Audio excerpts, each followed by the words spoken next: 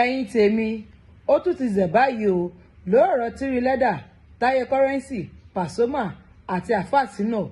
Ẹ wo àwọn obìnrin ti jáde tán o, wọ́n ti jáde tán sórí ọ̀rọ̀ yìí o, ó gbẹnu tán o. Bẹ́ẹ̀ ò bá gbàgbé wípé Sino ń jáde tó bẹ̀rẹ̀ sí ní bú Taye Currency. Àwọn ènìyàn náà ti wá jáde pé kí nìdí tí Alfa Sino fi máa bú Taye Currency, wípé ṣé Tiri Leather ló rán Alfa Sino láti máa bú Taye Currency ni, wípé kọ́yẹ́ bú Taye Currency o. Bí Pasuma ṣe jẹ́ ògo Kwara, bẹ́ẹ̀ náà ni Taye Currency jẹ́ ògo fún àwọn ní Ìbàdàn. Kán yé bo ẹlò àtẹnumọ́ o, wípé kí ló dé ganan, wípé orin mélòó ni Tiri Leather ń kọ, wípé ṣé Tiri Leather ní èdè Taye Currency lẹ́nu ni. Pasuma gangan fúnra ìyẹn bá wá sí, ṣé ó ní èdè Taye Currency lẹ́nu ni, wípé má fi kan wé kan o, wípé ọmọ jọmọ lọ. Ẹ wo ọ̀rọ̀ náà ní agbára o, ẹ jájọ gbọ́ látẹnu arábìnrin yìí bó ṣe ń sọ àwọn ọ̀rọ̀ kàbìtìkàbìtì nípa Taye Currency, Pasuma, Tiri Leather àti Alfa Sino. Ẹ káàsán tèmi ṣe wà pàṣẹ àlàáfíà lẹ́wà a kú weekend báwo lọ́jọ́ yín. Charity mani mi ní sọ̀rọ̀ sí ọ̀rọ̀ Alfa Sino wàláì because ó mórí kọ́ mi gan. Nítorí wọ́n tún wá díjà mi lọ́sàn-án ni pé mo wá rí fídíò ọmọ ìyá mi kan tó ṣe ìyẹn Simple FCC. Ọmọ yìí ń dẹ́ ṣẹ́dádédé jáde ẹ̀kan tó bá jáde tó bá ju ọ̀rọ̀ báyìí bá ń gà mí. Mo wá rí i pé ó ń sọ̀rọ̀ lórí ọ̀rọ̀ Alfa Sino pé ṣé Tiri Leather ló rán Alfa Sino. Ṣé rí mo fẹ́ jẹ́ kí nǹkan kan yìí mi ṣàbòsí o. Ẹ̀yin tẹ́ bá jẹ́ olólùfẹ́ fújì tẹ́ ń gbọ́ fújì dáadáa. Tó bá yẹ pé mò ń parọ́ ni ẹ̀yin tí ẹ jẹ́ fáǹsì mi torí ìtọ́lọ́run ẹ jọ̀ọ́ ẹ tako nǹkan tí mo fẹ́ sọ. Dẹ́ẹ̀dẹ̀ ń gbọ́ fújì tó jẹ́ pé kì í ṣe pé bóyá ò pé ìjà lóde lórí dòwe lẹ́fìfì lọ́bì kan lẹ kúrò níbì kan. Ṣé Tiri Leather mú rí kọ? Ọlá Wasiu Alabi Pasuma Tiri Leather ń jẹ.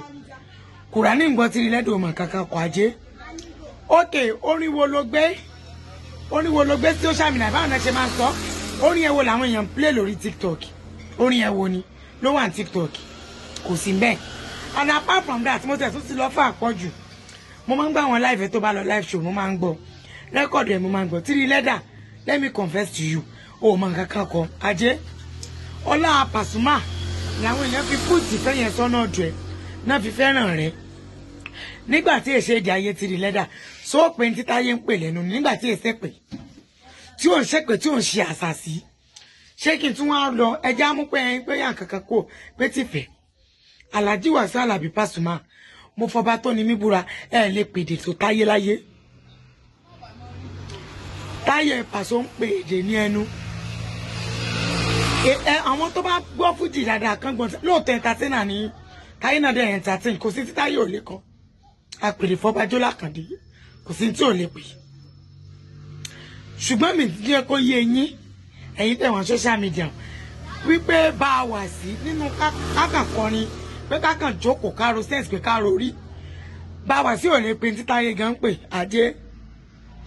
Ká tó wá sọ Tiri Leather lẹ́yìn Tiri Leather bí báwo pẹ̀lú Alfa Sino olórí ibú tí mo sẹ ẹ̀ ń yọ Tiri Leather mọ́rọ̀ pọ́mọ Èkìtì bọ́bọ́ yẹn àbí bí ọmọ àwọn ìlú òkè wèrè kan tó rọ́rọ́ dà lẹ́nu ẹ̀ fọlámọdákẹ́ ẹ̀ ń Tiri Leather kí náà ń gbọ́n mi Tiri Leather ẹ̀ tó bá jẹ́ olólùfẹ́ fújì tẹ́ ń gbọ́ fújì music ti pẹ́ èmi ò rí tẹ́ ń listen sí Tiri Leather ẹja jọyọ̀ tọ̀tẹ̀ kú kí n Tiri Leather ń pè kí ló ń kọ́ èmi ò rí Tiri Leather ń kọ́ o Pasuma gangan tá à ń sọ yìí ẹja mú tọ̀tẹ̀ kú àlàyé ò lè pe ní Táyé ń pè láyé. Àwọn kọ̀ọ̀kan dẹ̀ mọ̀ tọ́ nǹkan tí mo ń sọ yìí wọn ò ní fẹ́ sọ ni. Pẹ́ lómi ò mọ̀ wo fídíò tí mo ṣe yóò mọ̀ rókì lọ́kàn pé wọ́n máa yí òótọ́ ló ń sọ àlàyé ò lè pe ní tákàndé ń pè náà nígbà tí èṣe èdì kò ń ṣèdì fẹ́ ẹ lè pè é ká tó wá sọ Tiri Leather ń dé wọn Tiri Leather wá dé. Sanko Rashidi ohun tí mẹ́lẹ́nu Sanko Rashidi Tiri Leather ò tún ní. Sanko Rashidi tún kọrin akọrin ọba ni. Sanko Rashidi tí a máa mú Sanko Rashidi kẹ́nìkan àti Tiri Leather kẹ́nìkan jọ contest wọn àbí Tiri dá kí n Tiri ń kọ ẹ̀yin olórí burúkú tẹ́ mọ́lẹ̀ ń listen kí n Tiri Leather kọ ẹ̀yin èèyàn bá mi share fídíò yẹn ní dáhùn ẹ jẹ́ kí fídíò yìí kó go viral o ẹni rámáyé ẹ̀yin fáǹsì mi ẹ jẹ́ kó go viral. Tiri Leather kò lè pe tí Sanko Rashidi ń pè títí débi Wasiu kọ̀ǹténà ó lè kọrin tó náà kí ló ń kọ Tiri Leather ó ní voice Tiri Leather ò ní voice, let me confess to you. Ò ní voice kankan. Ò ní sọ́dọ̀ àwọn tó ń tẹ̀lé ẹ àbòsí náà fi tẹ̀lé ẹ. Àtàwọn tó lọ́n ti bí ọ̀tẹ̀ mọ́ láti kékeré wọn. Àwọn náà tẹ̀lé ẹ. So kẹ́ kúkú já wulẹ̀ fọ́ gbogbo ẹ̀ papọ̀. Kẹ́ já mọ́ fi tàn lọ, ẹ má já wulẹ̀ fi píìsì. Ṣé nǹkan kẹ́kẹ́ àwọn kan ti ju Paso. Wọ́n ṣe ìmọ̀ Paso rí kò mọ̀ mí rí. Kò ní tí ò fi mí bọ́. Paso ò lè kan títáyé ń kọ láyé. Mo mọ̀ pé àwọn èèyàn wà mí báyìí tán mọ̀ pé àwọn àyò tọ́ ló dẹ̀ sọ. Bọ̀ wọ́n lè má lè kọ́mẹ̀ntì ẹ̀ ni. Kò lè kan títáyé ń kọ. Àkàndé àpèdè fọbajó ni. Ẹ̀mí ìrí ó dẹ́gùn táyé. Agorí ọ̀tẹ̀jọyè ni olóko bàbá tó kí o. Gbogbo tí ń rùn lẹ́yìn náà ó borí ẹ̀. Òòṣà abéjì orí pọ́ńtì ọ̀lẹ́yìn kò jó jábọ́ ní táyé. Paso gbogbo orú táwọn àfáàsì náà yẹn ń sọ tán láwọn tẹ̀lé yín ẹ wàá pa àwọn ọmọ yẹn kẹ́ẹ̀kọ́ ṣàn wọn olórí ibú lẹ́yìn gan-an. Alhaji Wasiu Alabi Pasuma bàbá ńlá olórí ibú ni yín ọlọ́tẹ̀ ni yín ọ̀tí ó dẹ̀ tẹ̀ orí ní Paso ọ̀tí ó tì ọ̀rí àwọn èèyàn sọ pé ń tijú yín wọ́n fẹ́ sọ kí ni má ṣe bẹ̀rù lábọ́mọ ìbí òjùbí náà.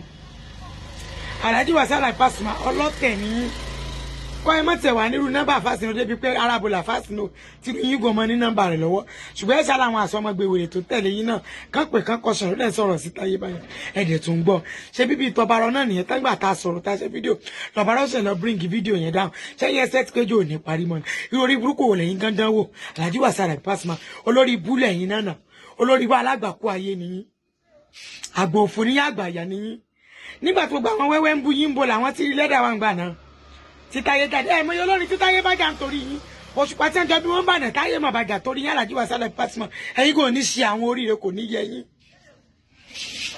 àfihàn ìjọba bá tó pa àwọn àfáàsì náà àtọlórí burúkú alẹ́ àságà tó kọrin gbọ̀n hánú bíi ìtewúrẹ́.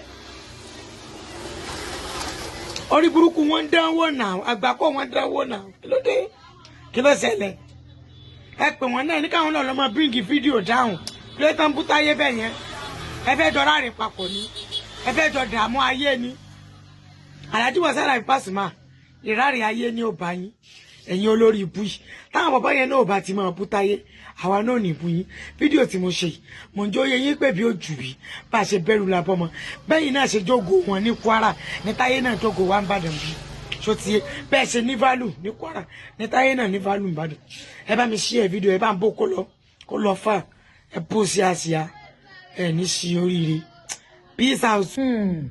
ó ní agbára gidigidi o ẹ jẹ́ ká jọ wá wo comment section kí làwọn èèyàn ń sọ ní comment section kí làwọn olólùfẹ́ wọn àti àwọn fans wọn ń sọ ní comment section.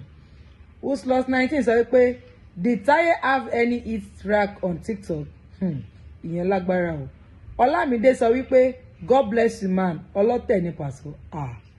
Àjàgbé sọ wípé true talk you no go fall mama. Olúwaṣẹ́gun sọ wípé be constructive in your reasoning not destructive peace. Àlàáfíà lélẹ́yìn ń pé o. Adérẹ̀mí sọ wípé your analyzing is wrong mama. Àkàndé Gani wípé wèrè tútù ha. Ali Wasiu sọ wípé ẹlẹ́nu how many hit music currency have? Ẹ wo àwọn fáǹsì ò gbà rárá o. Ṣẹ̀kẹ̀rẹ̀ Ayọ̀ sọ wípé wàláì tàláì súnmọ́ Bilal Lazilawa confam ní gba ìyá mi. Capo 20 sọ wípé e no go spoil for you mami. Ọládélé Ọba sọ wípé ọmọ this woman make my day sweet pass really. Usfaith 877 sọ pé gba ìmí confam. Gbajúmọ̀ sọ wípé wàláì wèrè pọ̀ nìbàdàn Táyé ń kọrin ju Pasuma lọ how now. Abiola ohun àsọ wípé Tiri Leather sin pass Taye currency na. Abiola again tó sọ wípé onípàrágà ó ti ṣáyó ṣé lè yóò wá pọ̀ jù báyìí ẹ wo ọ̀rọ̀ náà ṣe kí ni ó kani láyà o. This is Digi Naija TV. Don't forget to subscribe, like and share. Bó bá ṣe máa lọ láàmú àṣetì gbọ̀yìn ẹ ṣé o ó dìgbà kan náà.